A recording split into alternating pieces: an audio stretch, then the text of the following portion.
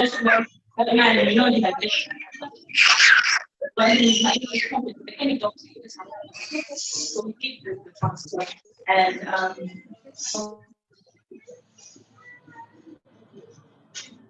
Okay, we're live on YouTube as well now, inshallah. Sherry, I'll make you host.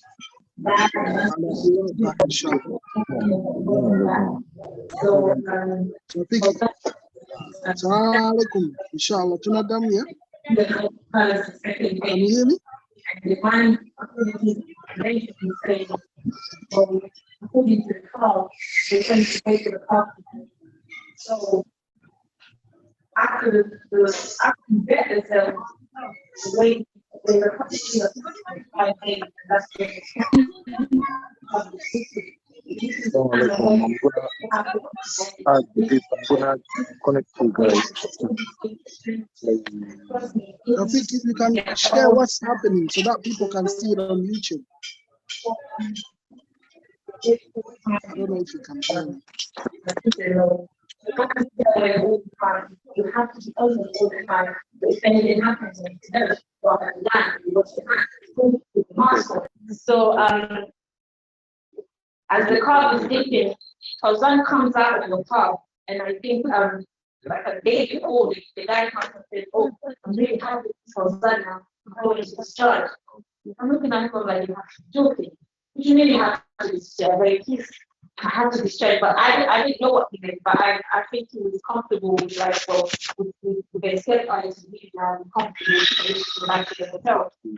So I told him like, before you want to go, because I'm always keen, he's always stubborn, and he had visions to go, so when we go at meetings, he's like, "Yeah, I'm not driving."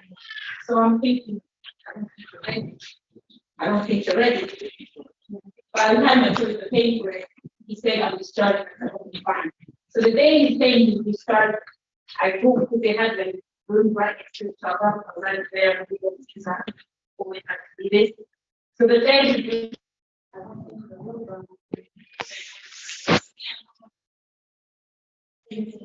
we are not happy with you discharging because I'm not like the patient's friend is discharged. So the next morning, meant to come and stay there, to the beer because and the beer was struggling. The beer was really struggling, and I was really scared. So he comes in, and the beer goes into sepsis, and I'm like, "Oh my god!" So I had a dream of that. My son was going to destroy the next day evening. So Nabila made the crisis he gets into sepsis shock. We did this thing when one of my now this parents outside that when I was outside the state, on my phone.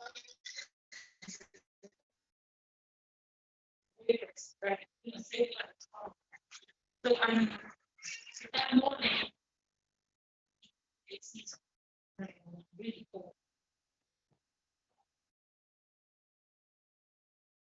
Really cold. So I get out to like turn the AC on, right? Last immediately. So she's out of the shade, and I'm like, "Oh," as I knew what was happening, and it's something I was worried about. So as the nurse, like, someone who does a lot of like sorry about stuff like that, because I'm in a place where it's not very cool, I don't know what to do. I was kept thinking anything had to happen. Patient actually, you didn't know whether I was technically that or was actually and the basic stuff that I didn't know how to start with. I didn't know what to step with. So I'm running around thinking, so I went to Sickle and I'm like,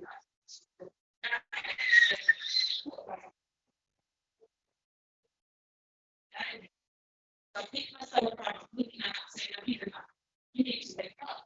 I think if I don't touch it, but I don't think she remembers that. But she said, well, yeah, I am okay. I said, so I'm seeing the market of 60, I'm saying over time. So mine is 40, because now I'm using money control, it's 10. And I'm thinking, yeah, I'm going to want to get so I know them. So I went from mine to my home. And then, they said, I got I student as well. This is actually so one quarter well, very good. Anyway, story short, the beat up was when it's struggle. Because I'm not yet discharged, and I have to back was at the full release. I'm going to know much things, so I started to much under the and the being struggling, the being really struggling, and I learned about this. I tell you, I'm a specialist because she's struggling and things that were happening I've never seen before. She came up with all of those things that she had water everywhere. She had water on her face, and it was scary because I've never seen it before. And I didn't get scared because I didn't want to.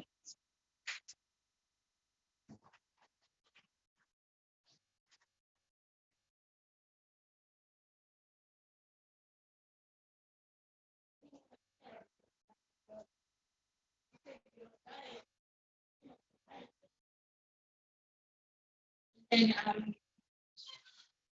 the school, like, you know what? Yeah, and her face was so short. Very good. So funny.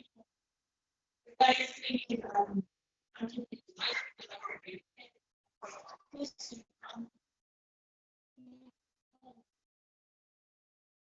what's happening? Where is all this food?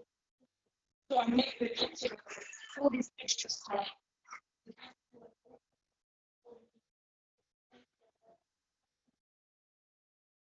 Oh, it's not me, I don't even know. So anyway, a couple of days in, I think I started this dog and he said he's going to country anymore because he thinks he's defeated. So I pushed him a little bit. I think I pushed him forward. The thing is, he has to take care of my life. So you pay all this time for 21 days. All you get is 21 days. Whatever you need to get treated, you got 21 days. After that 21 days, I'm sad. Also, with anything that is possible, 21 days, they don't care. So now the 21 days before. It went into, I think, a week or something. I think they're still struggling. So I said to him, well, she had something like, so I said to him, he came in one morning and said, well, Nabila, I think you're going home. I said, this might must be joking. I looked at him and said, you must be joking. What are you discharging? She's not ready. I said, what do you want me to do? Where do you want me to take her? In the hotel, I have an oxygen. I have no needles there. I'm not equipped. So I'm like, where do you want me to take her? She's swollen. She had this thing. I don't know what happened. Her eyes were reacting to something. The guy said it was some sort of. She doesn't remember. She said she was reacting to some madness. Her eyes were shut, like, red. And I don't know what happened because I'm thinking, what kind of drug is have this reaction? So she said, you know what we're going to do? Just give her some, those prophetic, put some eye drops in her eyes. I'm like, you have to be joking. This is more than just residence. Like, when am I taking her? So anyway, they keep this medication because I think we do want to all the struggling patients that we have to discharge, we have no choice. And I think one of the blocker guys was in that meeting. And he had it, they were saying they were struggling to do that. But the man didn't come out and say it. And then he said, because he's struggling, he's really struggling. He said he has no choice but to strike because he doesn't see any point that being staying in hospital if he's not doing much. So me, I said, well, alhamdulillah, it is what it is. We go. He packed the bag and said, we go. If you die in a hotel, you know, I would just have to take you back in there. But me, I thought like I was past being a sister to them because I was like, now I'm a nurse. I mean, this is my patient. Like, they're not gonna die. They're not gonna die here. So even to get her in a taxi, it was so difficult because she could not do it. I couldn't lift her because she's like, I'm worried, I'm hurting her, she's falling everywhere. And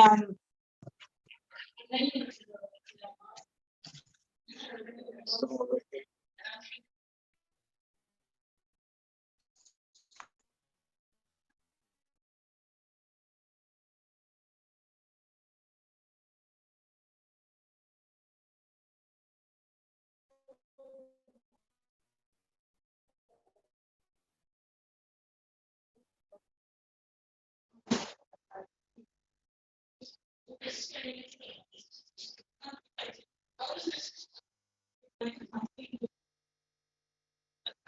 very obsessive. You know, you become very paranoid all the time.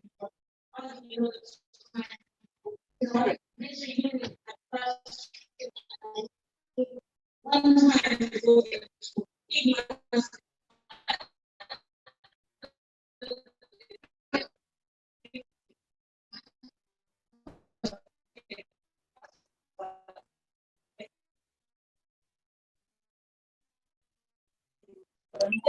it's very annoying.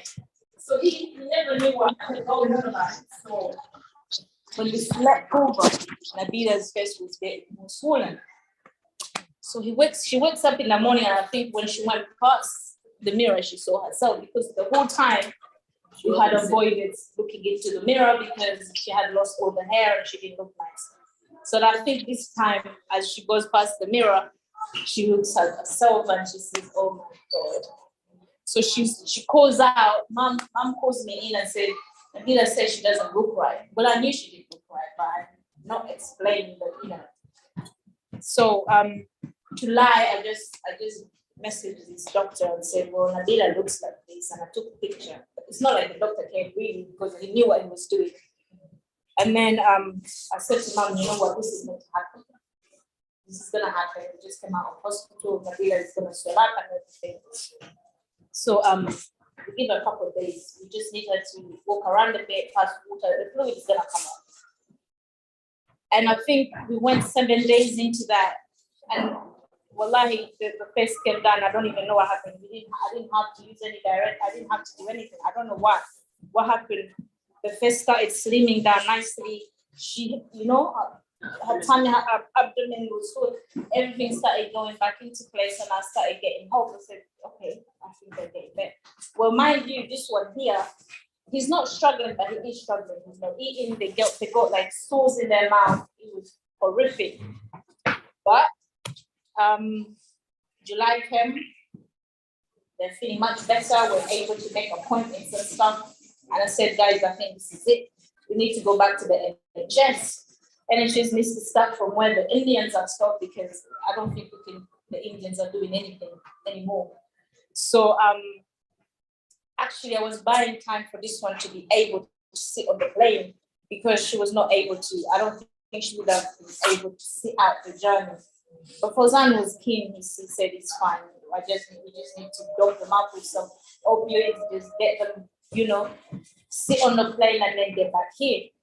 And alhamdulillah, we got here. We were able to get in touch with BUTS, the oncology team. No, Telfa, Royal London. We had to put Royal London to get the pressure because initially they said they don't approve this treatment. We shouldn't go. So when we were in India about to come back, we say to them, well, we did actually go to India and it was successful because the Indians at this point were saying it's successful.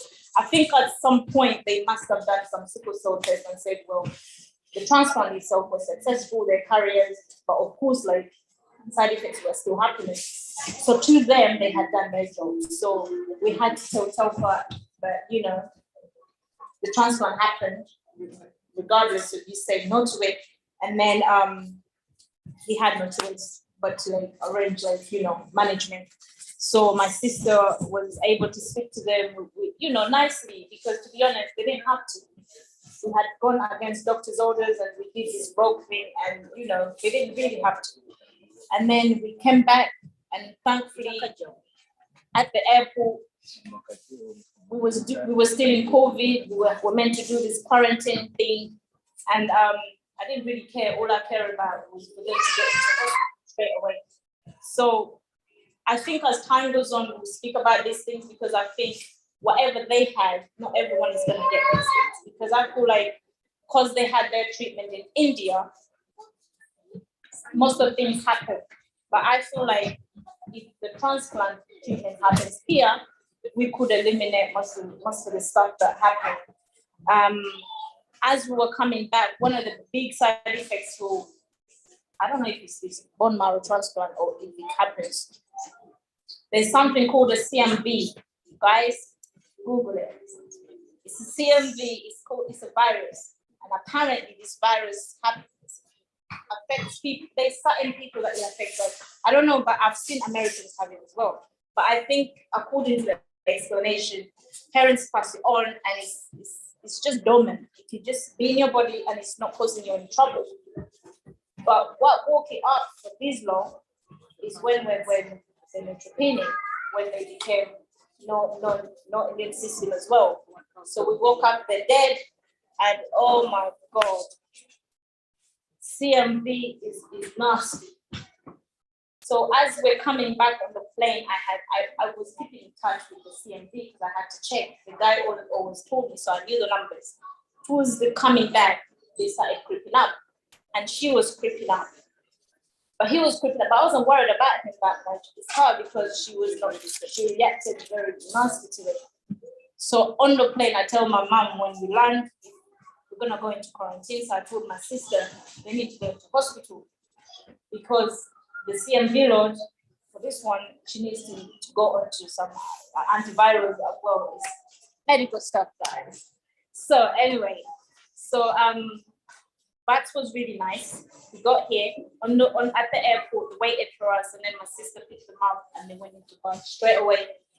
They were worried, like, you know, UK, they were exaggerating about the CMV. They've got this infectious thing. I'm thinking that this is a virus, but you're not gonna just catch it.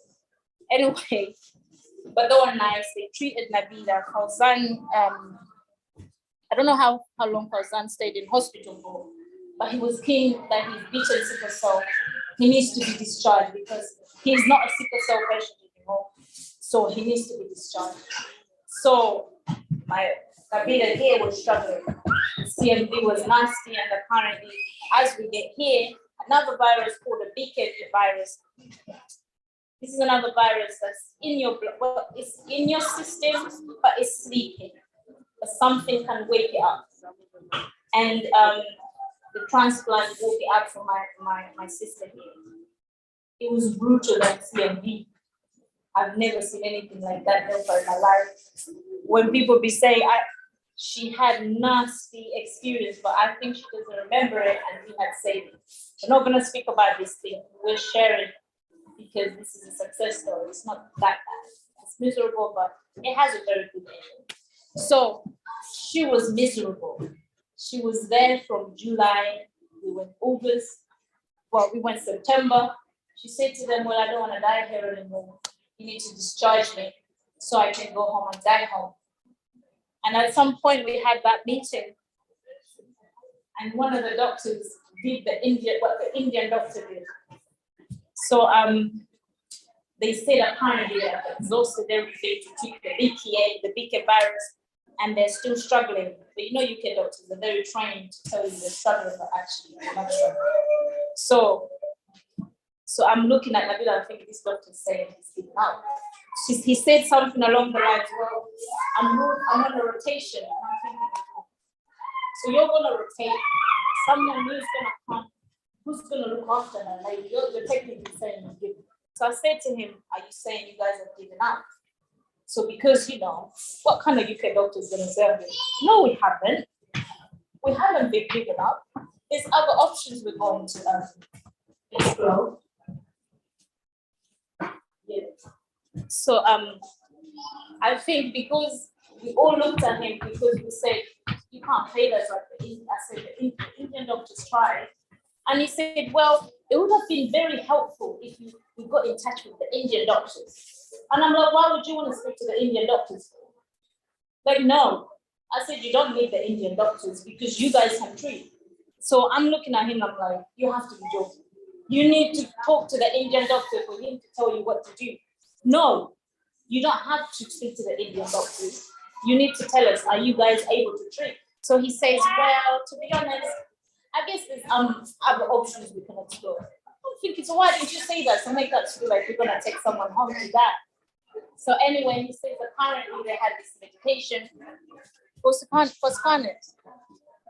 Some medication used, people don't get BK anymore. They pay because I don't know how they manage patients get it.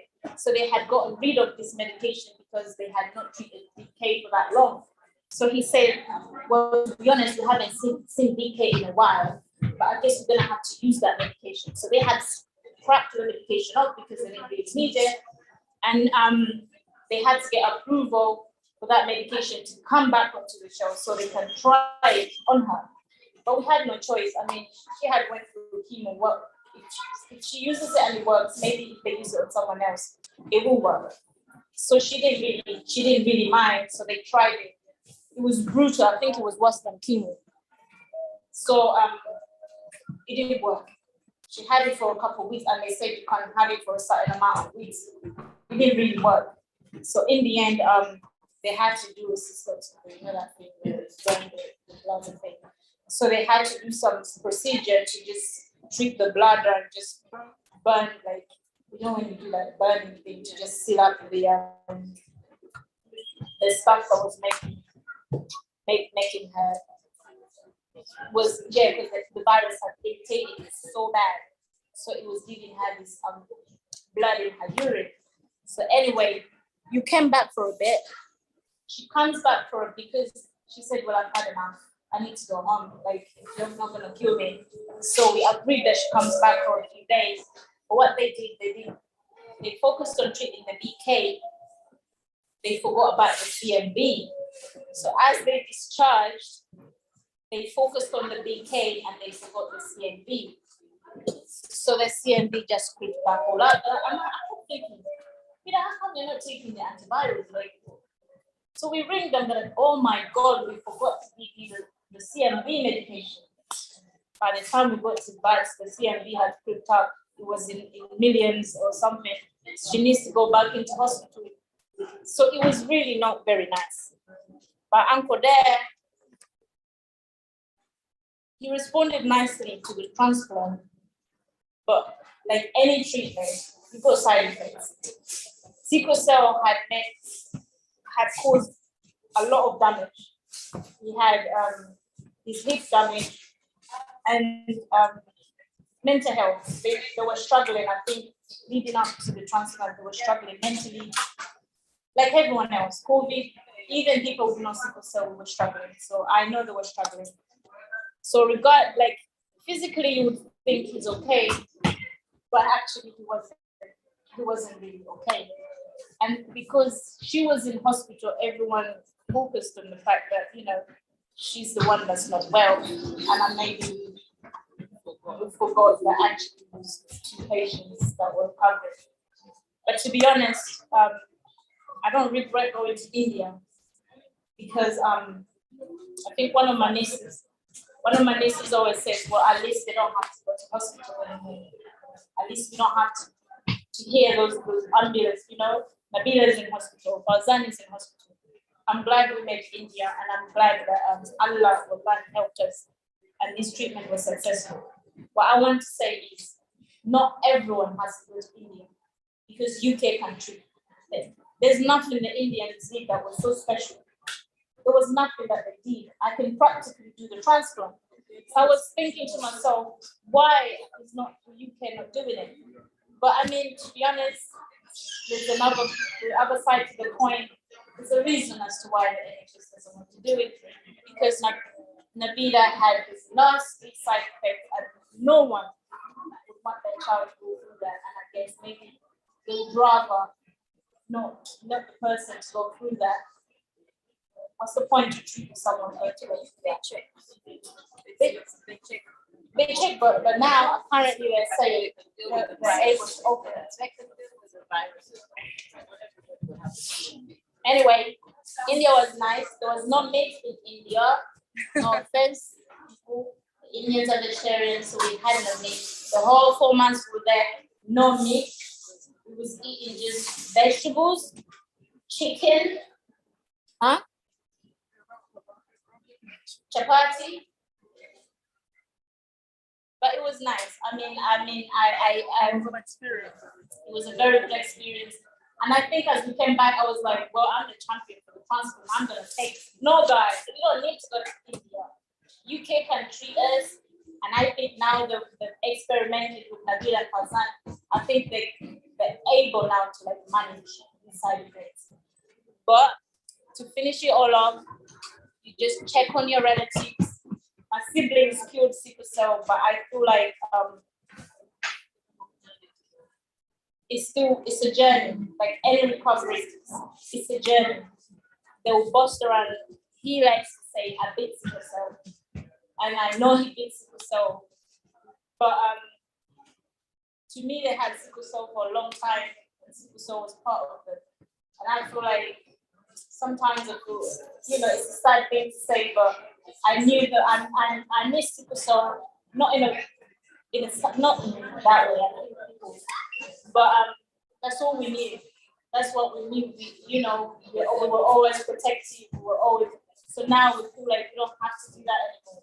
So because someone brings it back, like you don't have to do that. Because before it was all about being protective and saying, they're not well, they're sick, and now they're more independent. They want to be doing all of these things. And then most of all, they're still recovering from the trauma, because I think the most they've had of India is today. Because we had said we're not going to speak about it. My brother he hates talking about it because he doesn't want to remember it. And we said we'll save it for this event and share a little bit. So we've not really spoke about India nicely and people to know what really, really happened. Me as a person, I can handle. I'm a nurse. We can handle traumas all the time, but it was traumatic for me, and I think worst of all, I think it was more traumatic for my mom because she didn't know that stuff. So she was seeing it like bro, and then to them, they were used to bro London and all these things, and then just being sick in a foreign country. I feel like maybe that's why they just block it off and they don't want to think about it. But they cured it. I think they did another check and they said they're carriers. So they don't have sickle cell anymore.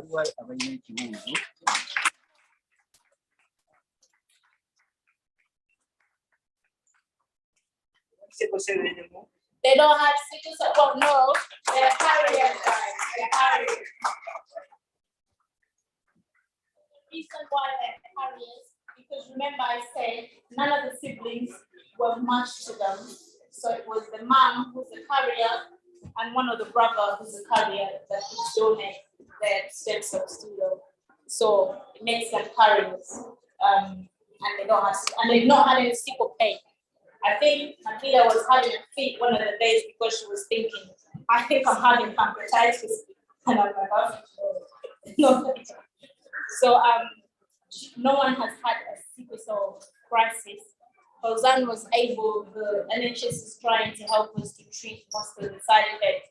Fauzan had nasty vascular necrosis in his hip.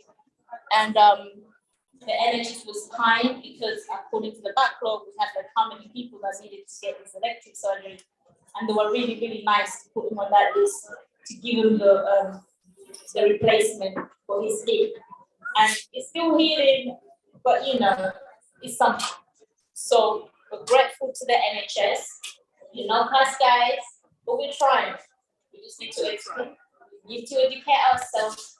If you want us to educate ourselves, we need to educate yourselves. Because the carers cannot really do much. They can only do what they know. You need to teach them. You need to tell them. I cannot go on about sickle cell. Sickle cell is your disease. I've got other million diseases to learn about. So I'm not going to give my entire life to learn about this one disease when I have other diseases to learn about. Thank you. Master the illness. It's not a bad thing to have sickle cell. Sickle cell people, someone said they're very, very smart. They're very, very smart. It's just that, most of the times they feel sorry for themselves and then all this stigma, all the negativity. Guys, you're very smart. You can move mountains. My brother couldn't go to uni because, he couldn't go because he was sick. Doesn't mean he's dumb.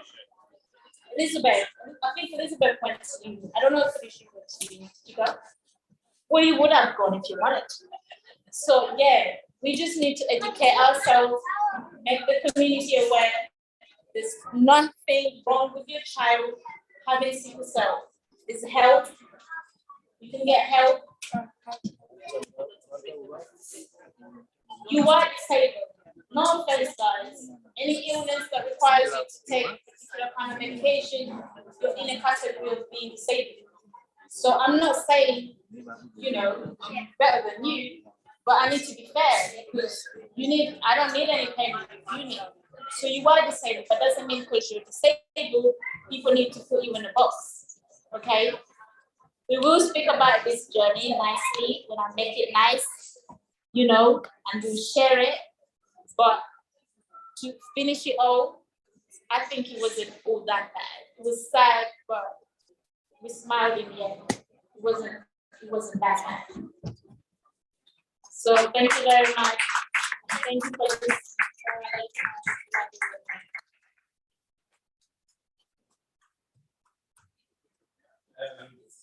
Thank you very much. And we want to take obviously a moment back here on my big sister. She played a big part. India was very difficult, barrier and communication. Language barrier, and they have their ways, like you say, Indians have their ways. So the fact that we had to be unwell and having that support system in place, this is what we're talking about.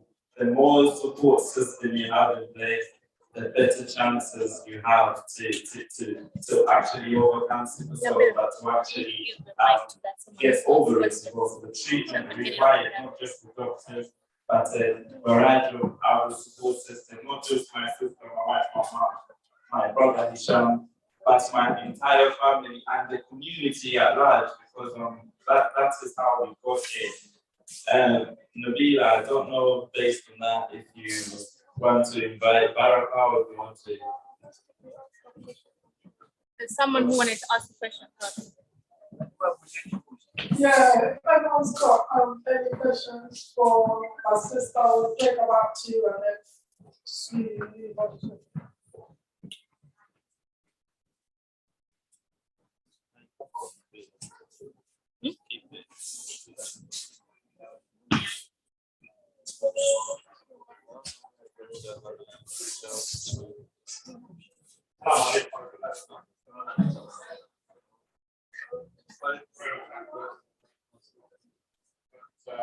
Please speak up. Yes.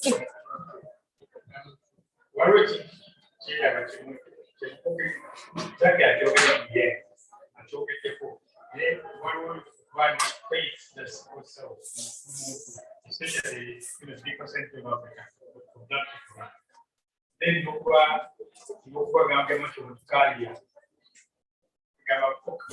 but treating a sickle cell disease, but treating such that it's going to be carrier or it's going to have trace of sickle cell in the blood system. Yeah.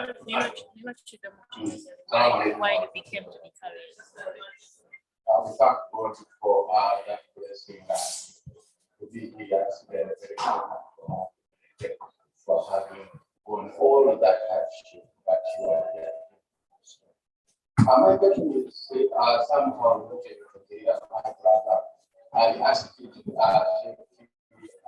check his answer and answer.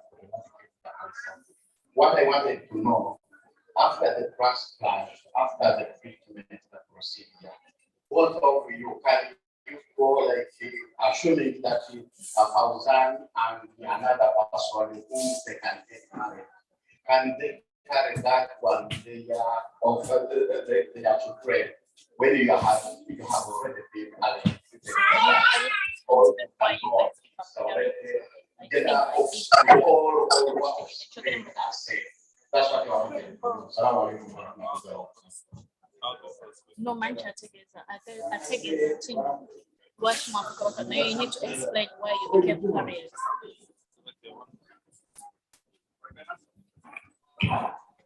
So the question Zakia will elaborate, but I'll quickly explain the mechanism of sickle cell like Malika, Sejiba and Resident explained. So sickle cells is inherited from your parents. You need two genes to have sickle cells. They're called recessive alleles. Recessive means if you have one of the allele, you do not get the condition. That means you have the trait. That's called so that is how a lot of people are. They've got the traits. They're called carriers. Once you have the traits, you have the condition in your blood that is not active. We call it dormant. So the condition does not create a lot of problems. It does create symptoms based on research coming up now, but it's not as bad as having the dormant trait. Now, for myself and Nabila, or the people that have sickle cells, they are unlucky to have two alleles, one from dad, one from mom. So, i.e., my dad has one trait, my mom has another trait. They have 6 kids. 2 are perfectly normal, i.e., they got no sickle cell from either parents. 2 have got the trait, i.e., they got 1 sickle cell allele from either parents.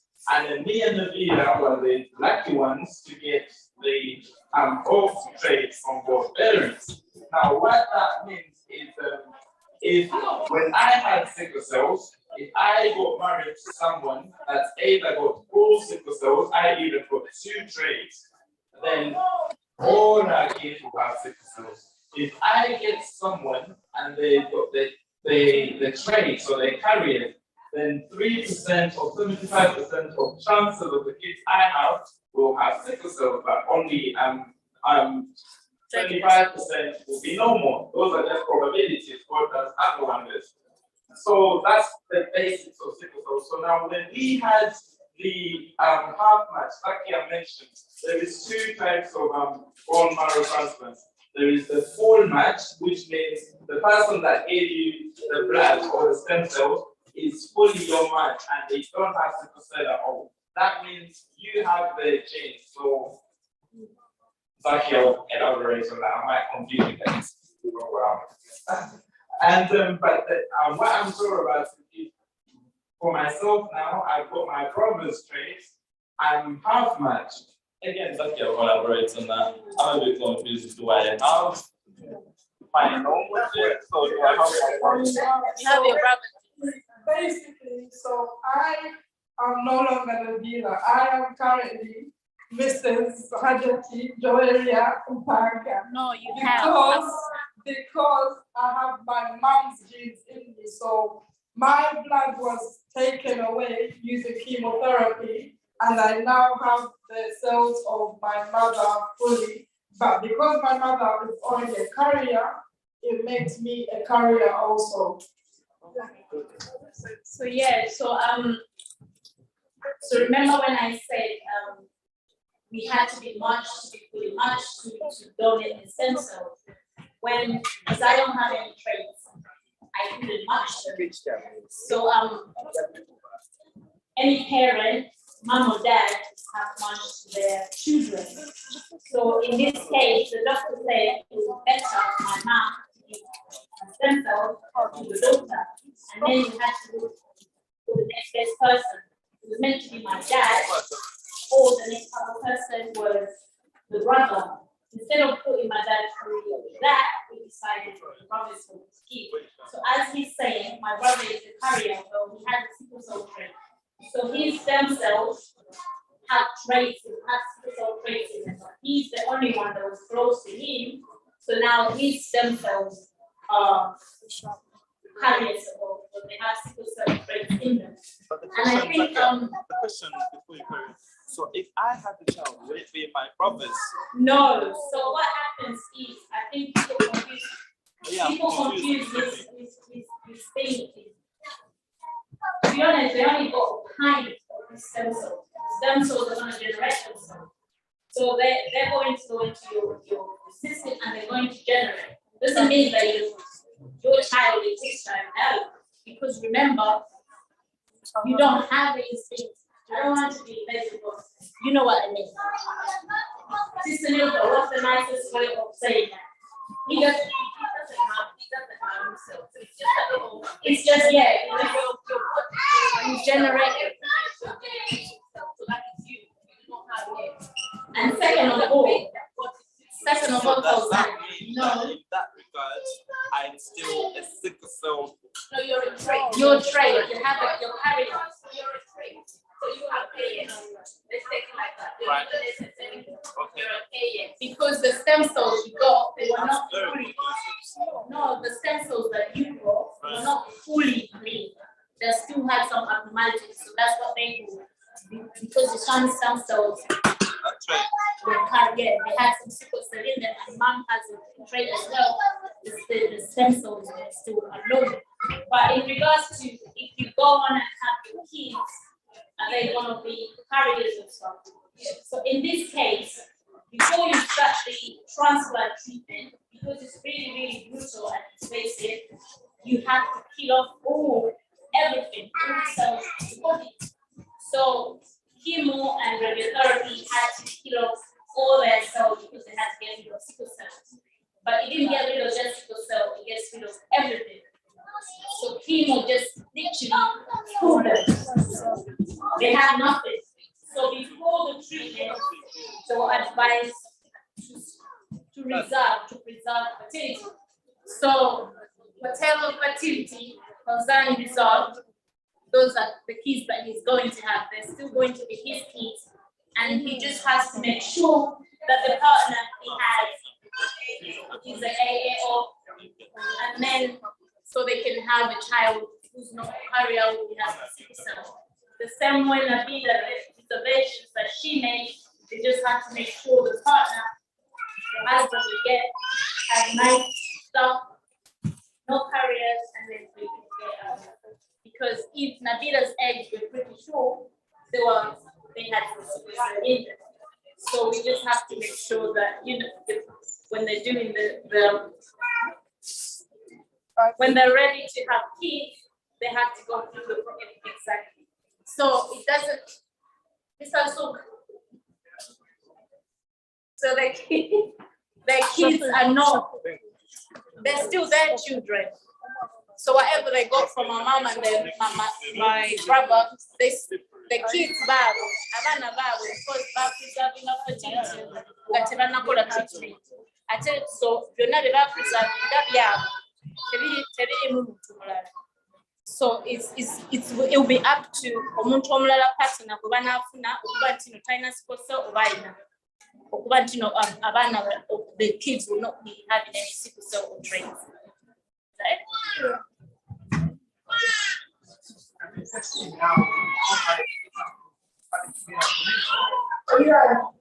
I think you missed the beginning, but someone spoke and we carried. If you want to take something from this event, if you only take one thing from this event, is please test yourself for a sickle cell trait.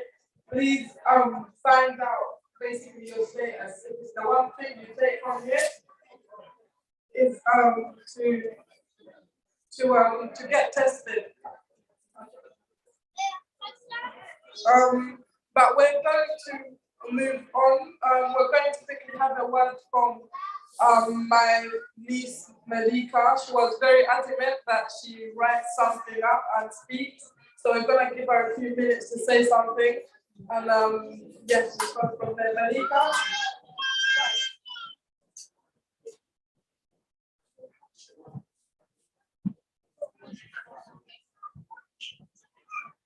Good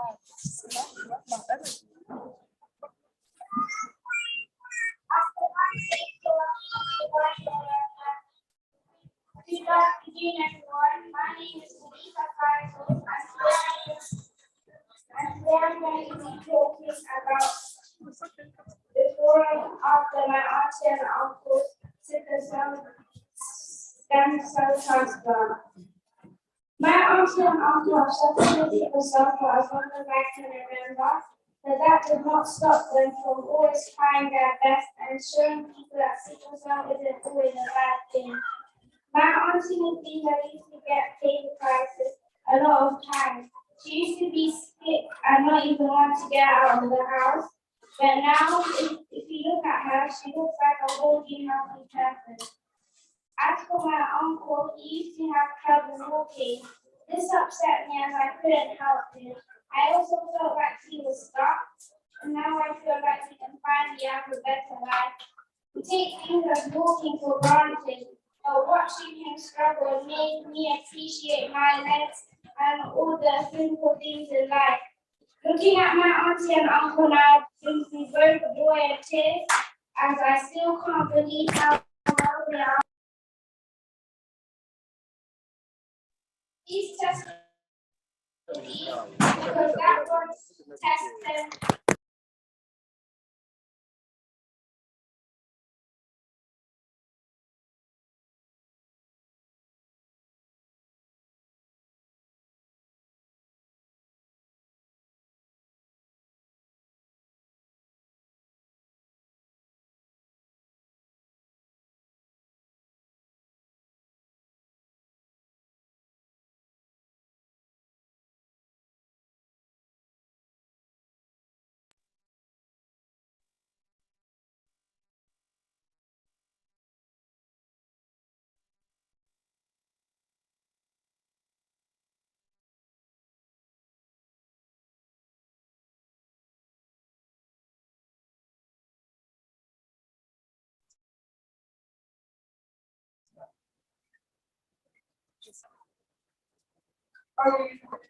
One thing about the little one story more because sometimes you don't really need it outside, and then there's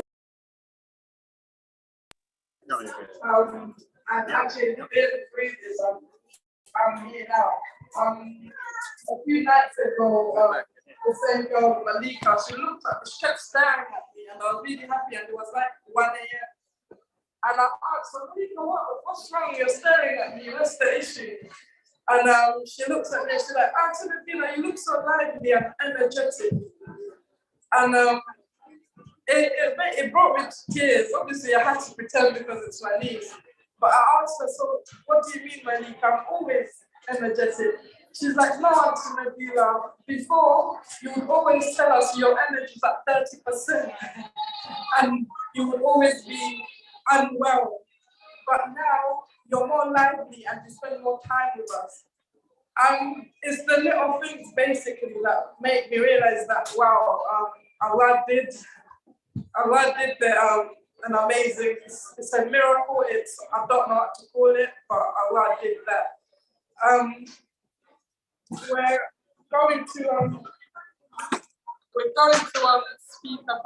going to quickly speak about what Born Rich and what we're doing now and where we're at. And then after that, I'm sure you're all ready to get some food in your stomach. So after that, we'll be serving food and eating. And so again, before I start the work on this class, we thank Zakia for India and you guys.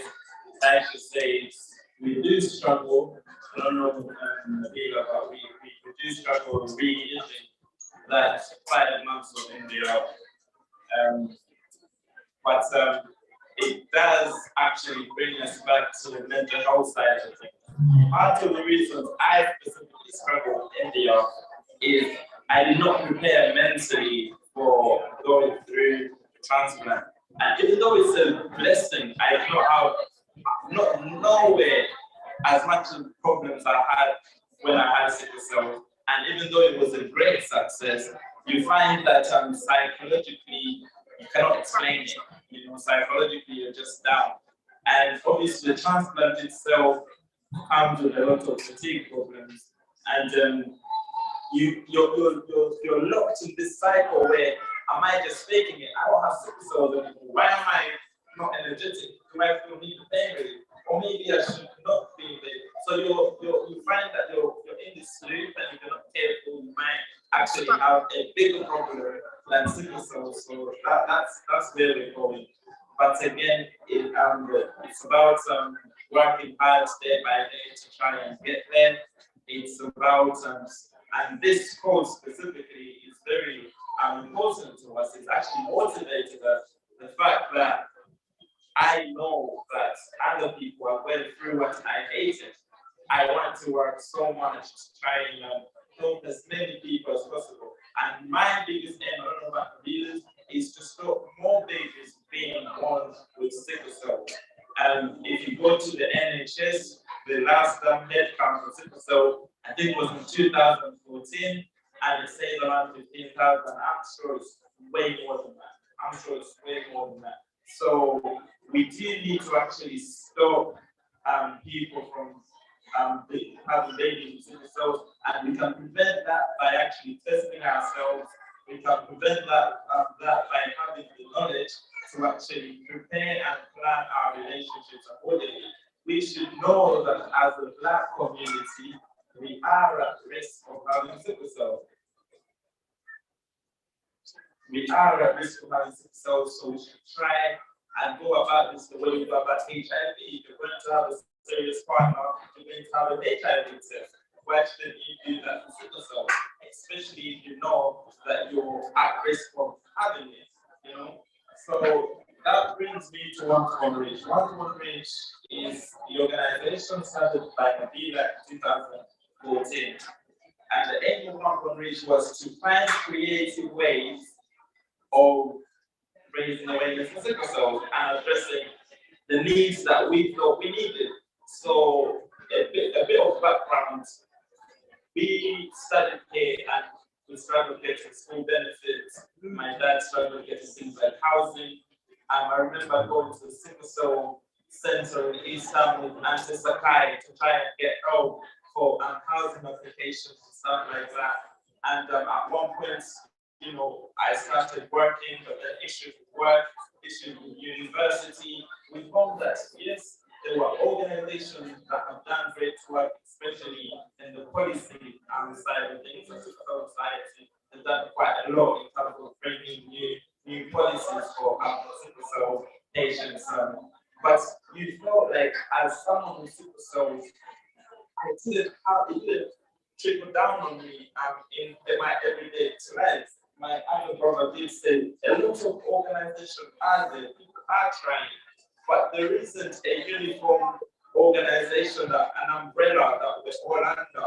And as such, you find that it's not that the support you need does not exist. You either don't have knowledge of it, or it just doesn't get to you. So you find that you're in hospital, and like Elizabeth said, you need someone to advocate for you. But if it's not your dad or mom or sister, you have nobody. And you find that when you're medicated, when you're in pain, you don't even want to speak to your doctors. So as such, it is harder. The communication between patient and caregiver becomes very difficult. This is why after Nabila went through a certain episode of being unwell, she thought we need to try and have a patient-led organization where the patients who are suffering from sickle cell can actually come up with an organization, a movement to try and address these things, and such that way we can try and work with other organizations to tell them this is what we've been going through, speaking to other people with sickle cell, this is the issues they're telling us, how can we address them? And with the support of family and other people, One Common Reach was created. Now the Nabil is already been creative, so she thought touching, because we didn't want to just be a charity where you just, a normal charity. We wanted to be creative, so we thought let's have a community interest organization. That way we can actually inspire other youngsters to be more entrepreneurial, to inspire other people with sickle cell to be more entrepreneurial.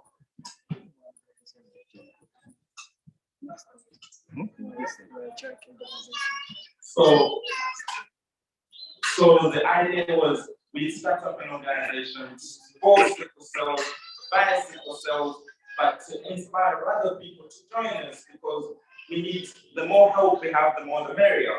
So Nabila came up with a clothing brand, and the idea was you see the clothes, by then fashion, youngsters our age, they're quite a lot into fashion, and the idea was if we can promote this properly on social media, we can actually inspire people with sickle cell through the clothes to join the movement that way, and actually to inspire other people that probably wouldn't have been interested in sickle cell whatsoever to join us. And slowly we build the brand based on the values of wanting to finish sickle cell first, got to it, to raise awareness by actually education. So by us educating ourselves first, but then educating our families, people around us, you find that even in our family, you see there was things that were not spoken about. There were certain things that were done in a way that, as someone who's sick, so you feel it's not right. So as such, we were trying to raise awareness, starting from ourselves, our close loved ones, and then the people around them. And slowly, we won the support of mom and dad firstly, and then our siblings, and then other people later on. When Rich started, we started helping our people, like Elizabeth said, with filling in PIP forms. Now that is something very simple, but actually it's not. The PIP form is very technical. It is set to fail you. If you don't know how it works, you will fail. And then you have to go through, an appeal or possibly go to court, and you're unwell. If you don't know these things, you won't know how to do it. For university, my attendance was less than 20%. And these are the issues you have. The teachers, even at uni, will just want to fail you. If you don't know what you're telling them, you will not get the right support. Not that the support is not at uni, but they don't know sickle cells. I don't look unwell. So they would basically judge you based on your appearance rather than your condition, especially because they don't know it. Same with my workplace. Auntie Bambi spoke about actually suing. I had to sue one of my employers because they got me off the rota because we called in sick. And luckily, one of the managers said it out. I was waiting, they were already mistreating me, and I waited for them to say the right word. The manager must have answered. I took him off the rota because he keeps calling in sick. And I just thought, how can I prove that she said that? So smartly, I asked other people, and I managed to get someone to write an email confirming that they were there when the manager said that. And in the end, I took them to court. These were the times I was going to India. We managed to settle out of court. I was aiming for something very high, but because of me being unwell, we settled out of court for a lower thing. But that's the aim. So the idea was, we've done these things. I've had to go through court for my PIP. I've had to go to court for my workplace, my uni. I've worked through them. So the fact that I've gone through it, I can help Elizabeth. The fact that I've gone through it, we can help Rachel. And then with the support of other volunteers, we've tried and this is where we are today. Boss, CEO, like I said, it's not a very good idea having a sister as your boss. You have to always bow down your head and take mountains instead of slapping them. That's how I introduce Nabila. And on a side note, Nabila, as a little sister, she's been very inspiring because we've had this fight together. Having that one person that you trust, she knows how I feel. And from a young age, me and Nabila have always been close because we've had sickle cell. I have a few friends that are very close to me only because they had sickle cell. So you find that you connect with that person with sickle cell because you don't feel like they judge you. Not that other people do, but psychologically you think like you don't understand. You're only saying that because you don't know pain and benefit. You're only saying that because you've never been in a hospital a day. Alhamdulillah, I had my little sister well.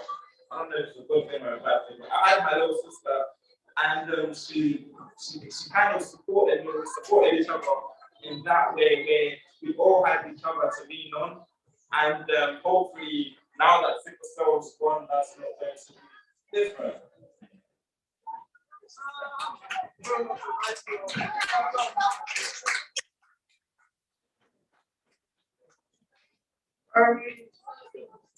So to quickly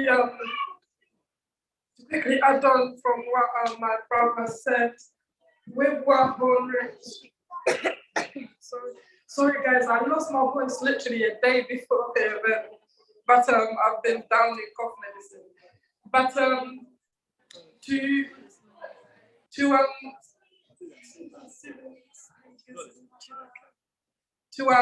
quickly carry on about what Rich.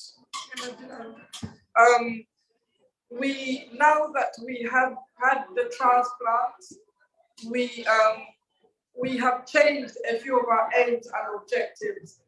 And that's because now that we're better, there's a few things that we see differently. And one of those things is, if I can get cured, why can't everyone else get cured?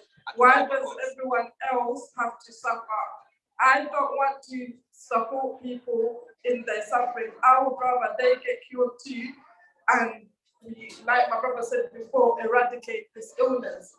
Because I have this guilt sometimes, and I know it's probably not right, but I have this guilt of why we, out of all the hundreds of people that are here, why is it that I got cured? Why is it that I can't explain it, I can't put it into words, but it's more like a burden on me. And I want to, the only way I could possibly lift it off my shoulders, just the smallest or slightest way, is by supporting our warriors and by trying our best to push for the heart flow transplant to be offered to more people, and to also support other people in many other different ways. On that note, actually, one of the biggest achievements so far, we didn't plan for it, but it happened. So we go to India, like my sister said, the NHS before we went said, no, we do not do it, we're not authorized to do it. In fact, we should not attempt it, because they did have a feeling we were planning something. So we come back and now they're treating us, and by them treating us for something they're not authorized to do, they were inadvertently forced to do it. So as we speak, 2 weeks after we came back, Bert has confirmed to me they are doing trials. They are doing the half-match bone marrow transplant, and they are doing the half-match. I'm not sure if they've got people for the half-match, but it is authorized and we've got the money for it. So that is a step towards the right way. I'm not gonna go on anymore. I want everyone to, first of all, network. I want everyone to eat, and I want everyone to drink. But before everyone does that, I want to remind you again that there is a stall outside for Bone Rich. As you can see, it looks amazing. There is a stall for Bone Rich clothing. There is a store for Bone Rich clothing. When you buy this clothing, you're not supporting the dealer, well, kind of, well, because you're supporting Bone Rich. But all the profits made from this is going straight back into all the work that we're going to do, or that we're doing for sickle cell. And we also want to collaborate with everyone, like want to work with everyone. We're open. The proper Noah who said he's got something going on. We want to reach out. If anyone else has something going on and they want to mention it, please come to me. Let me know. We can definitely do that.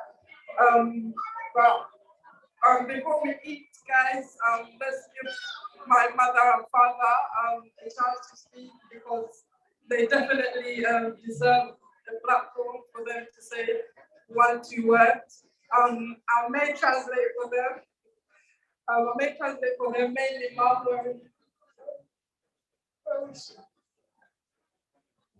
Shafiq, can you please tell Mom to step up, please? Guys, we've not had the moment to thank everyone. We have, but there has to be a special thank you to certain people. Of course, glory be to God. Once again, glory be to God, because this was completely unexpected. But God made it happen. On top of that, our mom and dad have fought behind our back since we remember. I remember times in Uganda, and this is when I was like 4.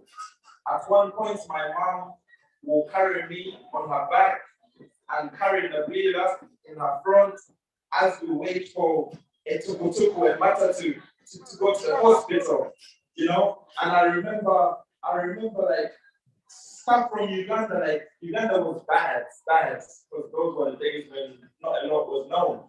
And then you came here thinking it would be put to a stop only for the story to continue. I always say this to my dad, and then my dad is now not my dad, he's practically my father, because I got a bit of it from him.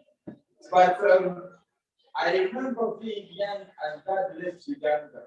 So dad left when I remember, because dad left Uganda and we were only with mom for 3 years. And I hated my dad for it at that age. I used to think because we are unwell, my dad left. So I remember, I don't know if mom, if you remember this, I would cry at night and dad will get up to go sleep in the couch. And I'll ask my dad and I'll say, this was your fault. So you can go and sleep and leave me here to cry. And I remember these things. My dad leaves Uganda to come to the UK. Little me thought with driven in my way. You know, being unwell with driven in my way. Like he doesn't even want to see us. And it took me a long time coming back to the UK once we came for me to reconcile that with my dad. Because for me being young ago, you left us. Where was you? And now I grow up later and I have this conversation with not happy, completely unhappy. Why did you leave it? And you say, one of the reasons I left was to try and get a better future for you two, because you then know about a place. And that will remain with me until the day I leave as well. And the other part was, once we said the India thing, even though he was skeptic, they were quick to jump to it, like, okay, we're going to do it. What parents, like exactly say, what parents send their children to death? What blood in India was dead? I knew it, and I remember telling Nabila, I don't mind, let's go and die. At least we'll die if rather than sit here, I've lost my leg, I've lost my back, I've lost my lips. We're dying going slowly. You would rather die thinking that you're doing something, other than just sit there and die away slowly. And I remember my mom and dad thinking, what are they going through? My mom in India, the first day they gave me chemo, I started shaking like something said. And I called my mom on video and made sure it was on video. And I was crying. Big man, I'm 26. This was last year. So I'm crying and I'm videoing my mom to say to her, listen, I'm going to die. I was practically giving her my will. And guys, like as much as we thank God, we thank our mom and dad for being glorious. Sickle cell did not just affect me and Nabila, it affected everyone around us. Everyone that ever cared about us was affected by sickle cell. Not just physically, but mainly psychologically. They're not right. And these people need love because it's ricocheted on them, it bounced back on them, you know. What 50, 60-year-olds should have to see their child die? Why should my dad be working 2 jobs?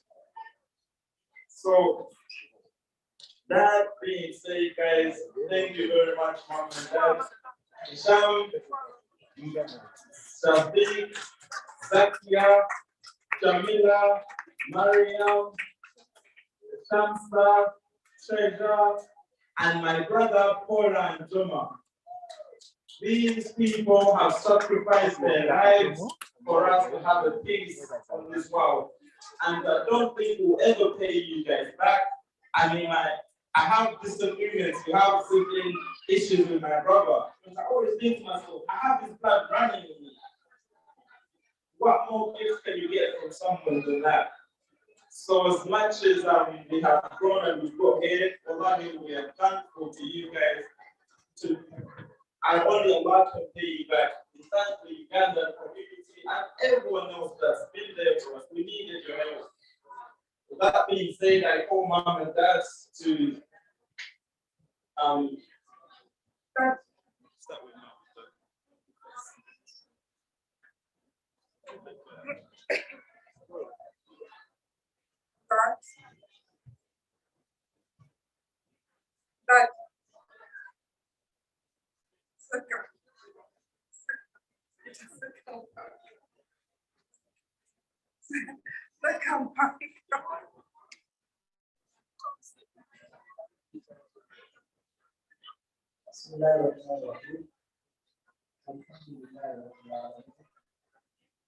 والصلاة والسلام على رسول الله صلى الله عليه وسلم.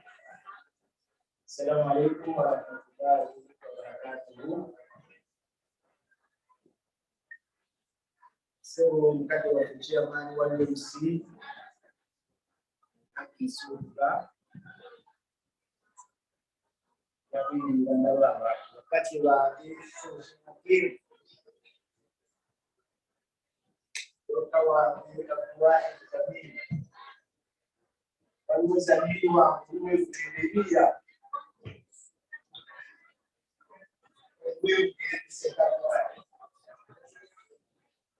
kabla hakim kuipa kwa watu kita Sulaiman yao sau Eka banana wachara semana pamoja na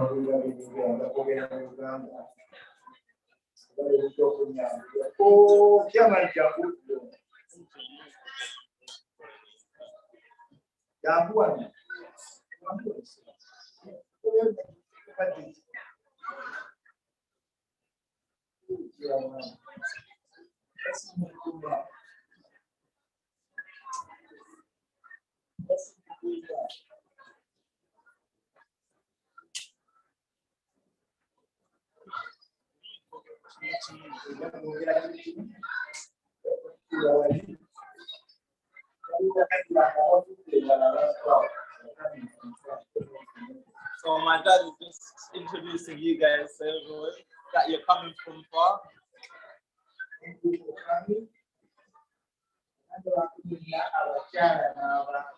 Ladies and gentlemen, Assalamu alaikum wa rahmatullahi wa barakatuh.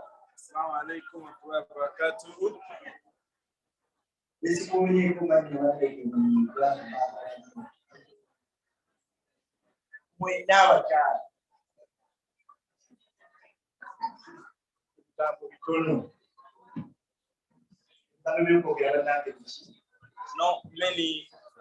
Not many that I can say.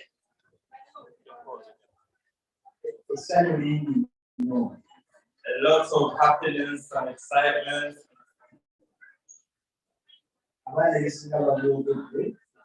The kids have said most of what I have to say.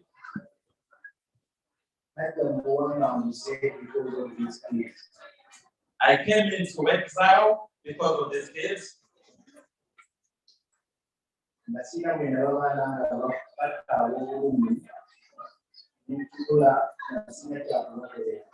I could not bear watching them crying in pain without anything to do.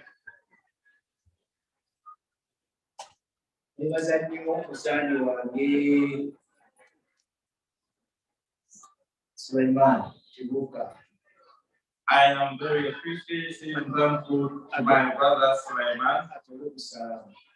I want to say something. Assalamu alaikum wa rahmatullahi.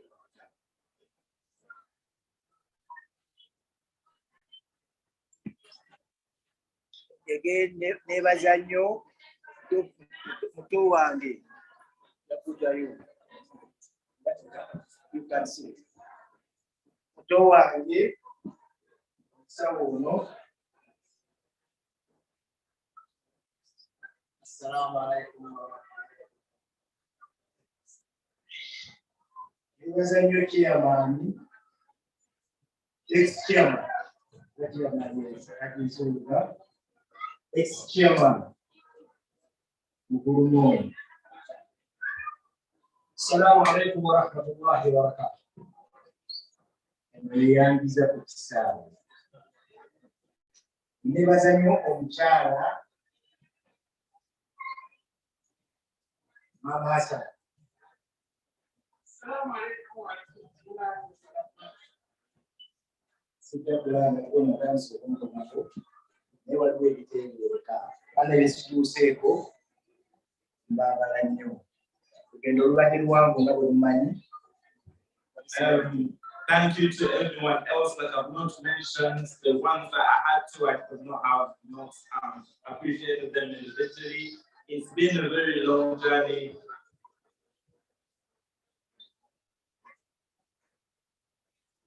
Oh, okay, so I have it. It's giving to me, it gets emotional. So. Sekalisu ono alina kye yagambye ntwala alina kye yagambye nti bantu abagezeseddwa mpanga muli kubanga abantu balwadde batya emyaka 8 n'ebyokogera tumala nekivaayo nga kugamba nti lwadde okoowa owayo kira kugamba nti lwadde olya tuzaafa akati niwesana obiva nako nosirika busirisi sebusekalisu kanja akazindala okusala.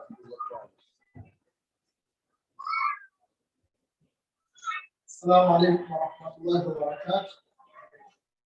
Thank you guys for coming to support our children and young children, Nazira and Shana, and everybody. We ask Allah to make it easy for everybody. Thank you for coming.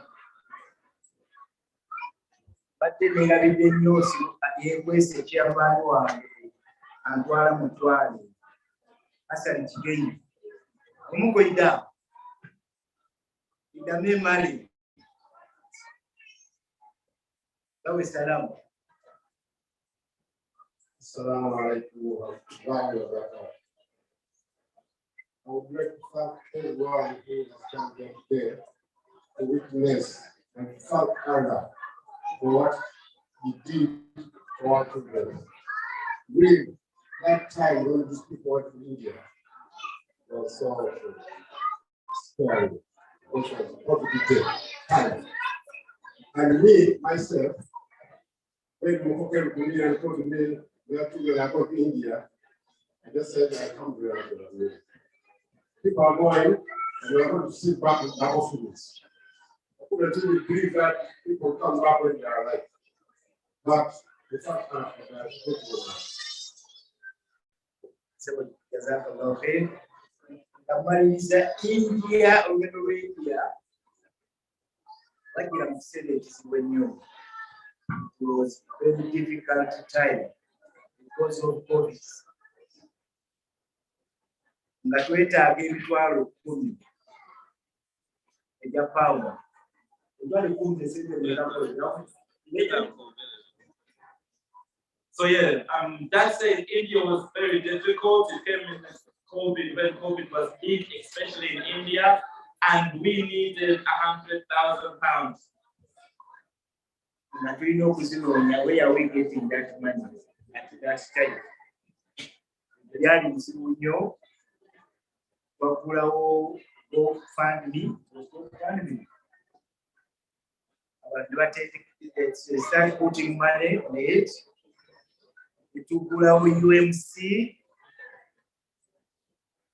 Tuli ku Zoom kuno.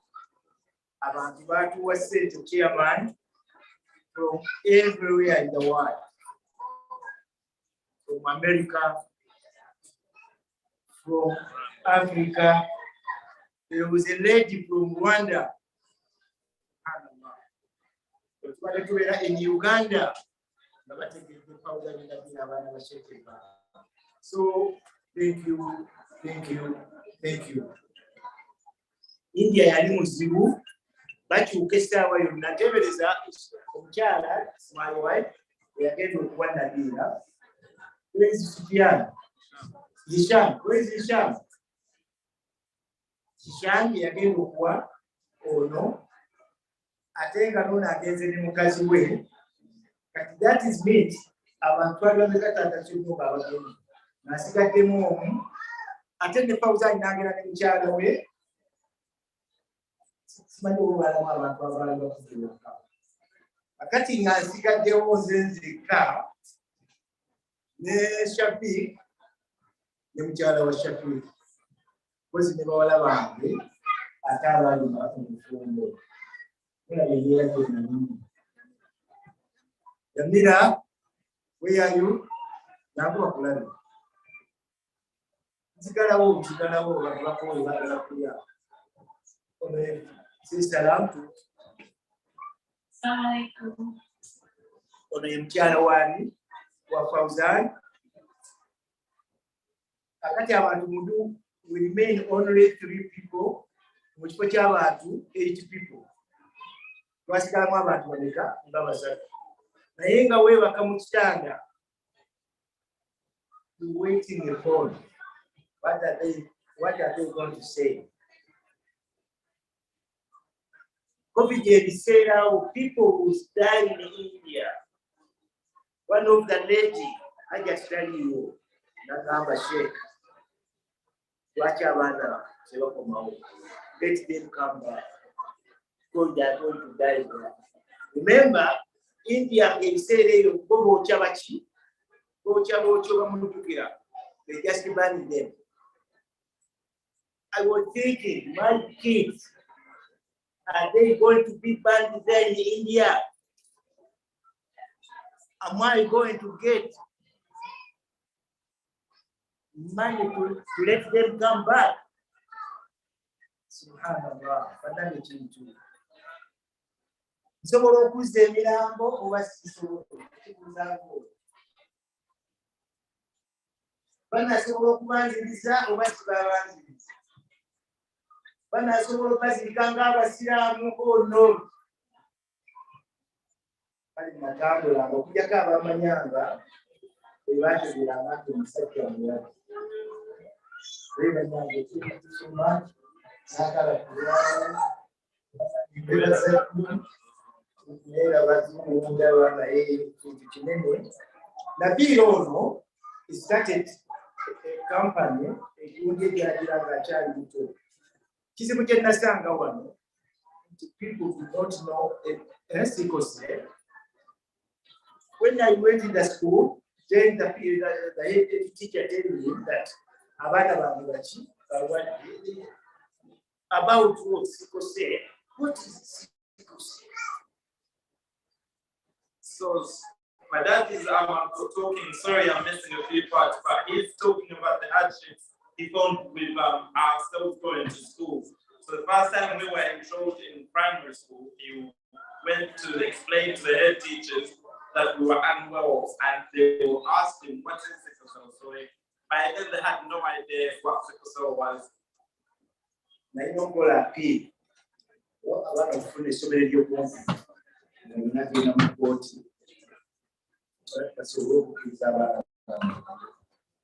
And he actually had to go to a court to appeal because we were given schools that were far away from home and we couldn't walk there. He had to escort us, so he had to appeal to court for them to give us enrolled into a school closer to home. Alhamdulillah, basobola. Ebazanyi family, banenogera ku Nabila, sekali subi yatandika kampani ku sente, nze namuwanga ow'ettaano. I used to do that, and my father was saying, "Hey, I want to come now with the time every week." But in our Bloom Street, Nagina made the solo. Nagina was so Nabila, thank you. So my dad is saying once Nabila was young in school, he would give her school dinner, money for school dinner, and she would buy sweets, chocolates, drinks, and she would basically sell it at school at a profit. And the profit she made, I think, was around £80. She saved it out, and that's how she opened up the organization, One on Rich.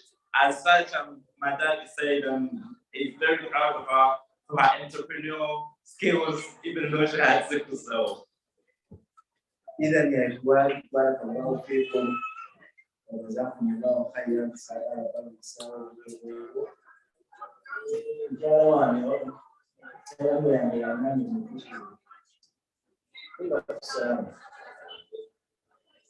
السلام عليكم.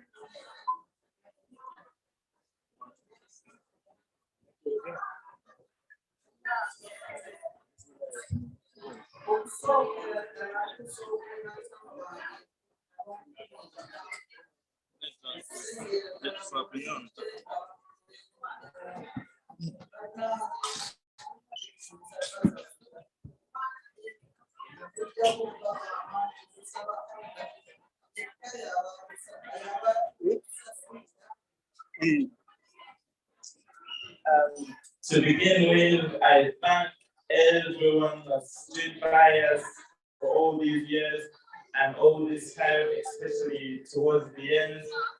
And we cannot pay you much, but we pray that the good God does reward you as you are befitting and as you wish, and we continue to appreciate you.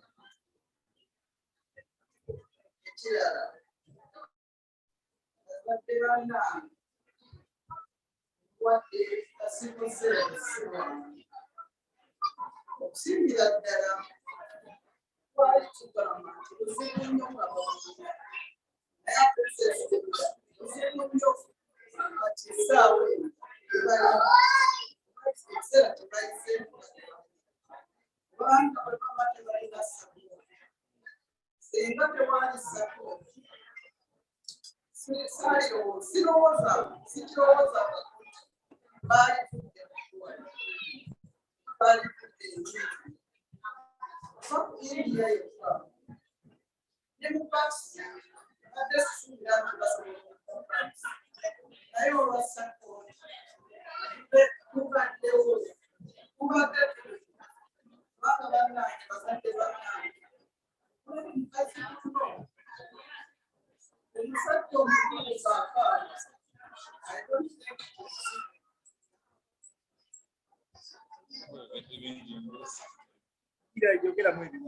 And for the parents, I tell you that having kids with sickle cell is not easy, but it's very important to be there and to be supportive, because I doubt that without support, my children will be alive today, especially for India. But even after India, the time they spent in hospital are bad. Without support, I doubt they'll be alive today. Can you imagine watching your fully grown son crying, calling you crying? As a mother, how it's been very detrimental to our own self, and it was very painful to us as well. And again, we are very thankful that there is light at the end of the tunnel.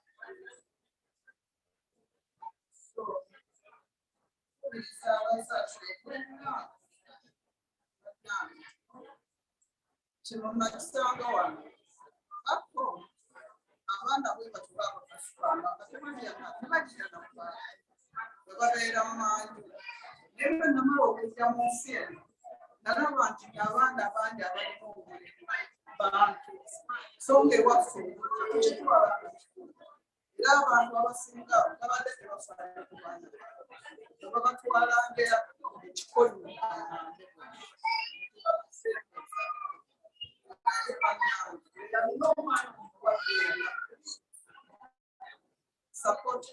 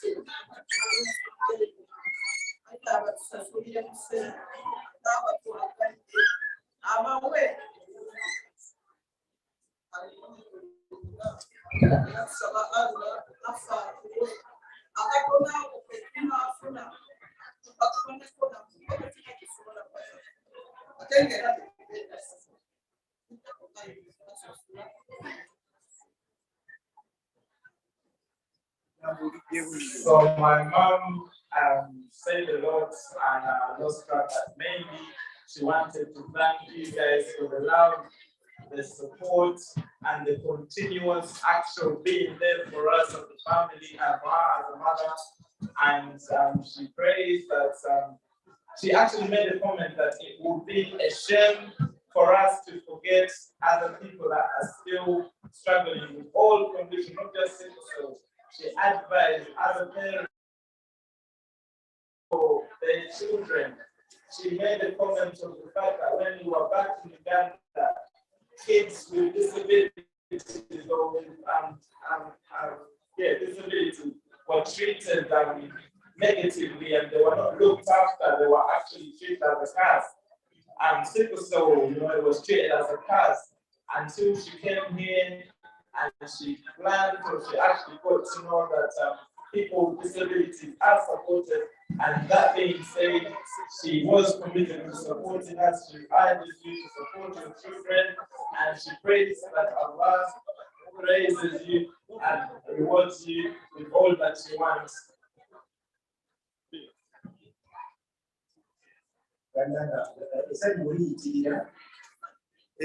tulina omuliro omwezi 11 kyabirot tulinawo omukolo gw'ebyobulamu ojja kubanga nanyokerera amanyo pesha nagasikoseensi bagajja kubeerawo ate omwezi 11 otagala kyabamusababeka sawa mukaaga okusiba kanange muje tunamusi mutima omwezi okutya inshallah kanange okutya tusekulya na kunywa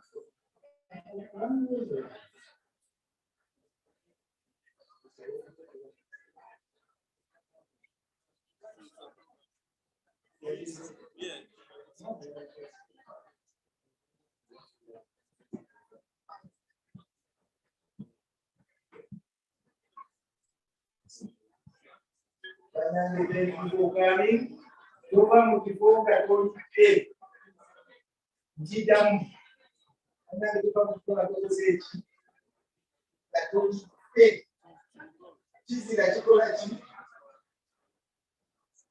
omuzikiti gumala wanikyanga asuyira tukwatira wani omuzikiti munene anange mutuule mukalire. So yeah, that was mom and dad. Again, mainly to thank you guys. Of course, we're all just still learning this, and guys, we're just getting there. But like my mom said, right now, and the big attached to it as well. we feel like our aim now is to put in a classroom. If after that tomorrow I want to have help one child, it's very simple. So I want them to look at me and be inspired and feel like they can do it. And it is possible. It's possible. People can be good. Whether the English is right or not, we can do it. And we want them to want to work with everyone. In fact, as an organization, we need to work with everyone. We want to have some invention. We want to go to let us collaborate with raising awareness.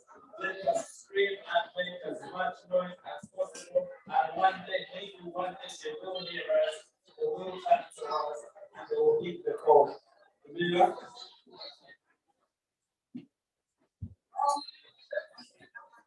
Well, basically, we might have a few people coming up saying a few words, but for now, please eat, please enjoy. If you really want to say something, please feel free to come up and speak. You're all welcome to speak. The platform is there. To end it off, I would like to personally say a huge thank you to the entire community. We came as one for the course of Tanzania and Nabila. We all played together and we managed to win. So I want us to stay together so that we can carry on winning. But for now, thank you so much. Well,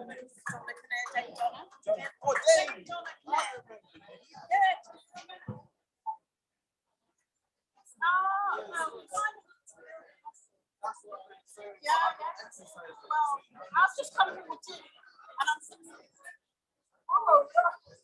Sit down. Guys, please please eat, but we're gonna come out a few minutes to say a few words as well.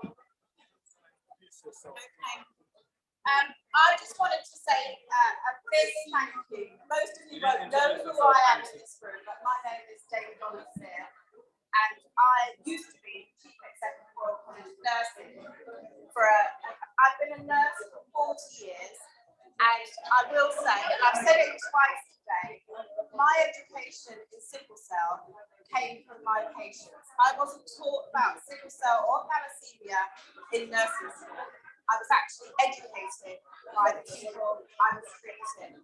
Anyway, I met these two in June, and I was so moved by their story that I thought, after 40 years of nursing, if I can't get the NHS to look at treating sickle cell patients and sending them all, or they having to go all the way to India, I was appalled.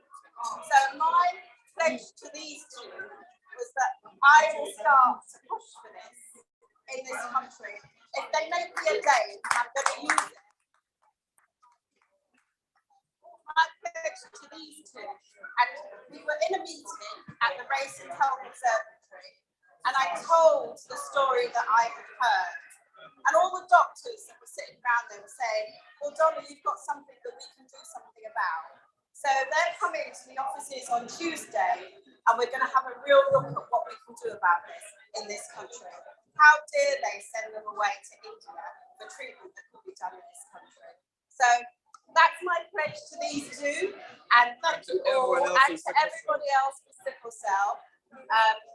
I think it's time for us to start a movement. You guys have started it already. I'm joining, and I just want to say thank you for inviting me. I am inspired. We are looking for a trustee. Yes, I could. Thank you so much. Listen, I'm coming to the gym.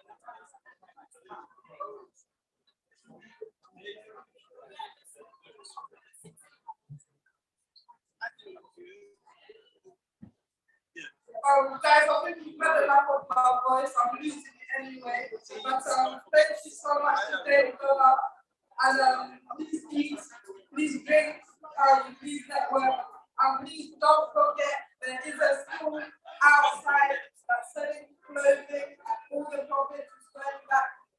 work on it and be supporting all the work we do for sickle cell people. Thank you very much, guys.